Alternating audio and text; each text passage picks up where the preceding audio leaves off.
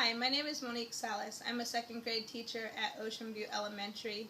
I was also a special education instructional assistant here at Ocean View. Prior to moving into the area, I taught ABE and GED classes at Men's Central Jail, and I taught 6 years of elementary before that. I've worked with different types of students with IEPs, SSTs, 504s, and I've worked with language learners as well. Core values for me serves as a compass, really. It helps me to understand what the district expects from me as a professional, but I've also integrated those core values into my everyday teaching. Integrity is very important to me, as well as teamwork and working with excellence, and I try to portray that to the students that I teach and the parents and the staff that I work with. Ideal school for me through my experience has definitely been a school or a work site with a positive environment, from the top principal or people in charge all the way down to every bit of staff, the custodians, the teacher's assistants. Actually, being a teacher's assistant really helped me to learn that to a different degree, because everybody at the school site does something to help the school run and the students learn. So a positive environment, I really believe, trickles down to everybody, including staff, students, and the community we serve.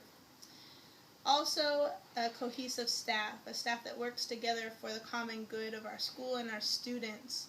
It's nice. I've been part of great teams at the schools I've worked at here in Lucia Mar and in other districts, and that makes really all the difference. So I think staff, people who are supportive of each other and are working for the common good of the school and the students. A lesson that I have taught that I learned from was a reading comprehension lesson I was teaching this year in second grade. I was modeling for the students what good readers do when they're reading, and as I was modeling the different strategies, thinking out loud, asking yourself questions, making text to self connections, text to world connections, I saw hands going up. And because I was modeling and doing the directed lesson, I put those hands on hold and asked them to hold their stories.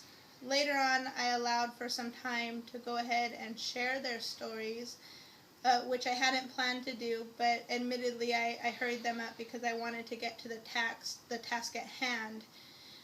When I did hear their stories and their connections, I realized that they naturally make connections to things going on around them and the text, and to have verbalized those connections was valuable not only for them, but for the rest of the class and for the other kids who weren't comprehending at the same level. They were gleaning from those who were and sort of learning an internal dialogue as they were going along.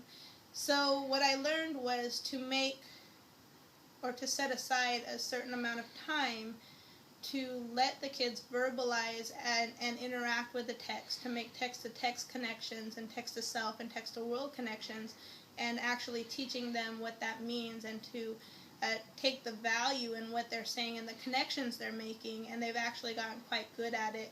So instead of putting their stories off, which can be a little long sometimes, I go ahead and set aside some time where they can verbalize what they're thinking and the things they're connecting with, and they've done a great job. It's helped with our reading comprehension.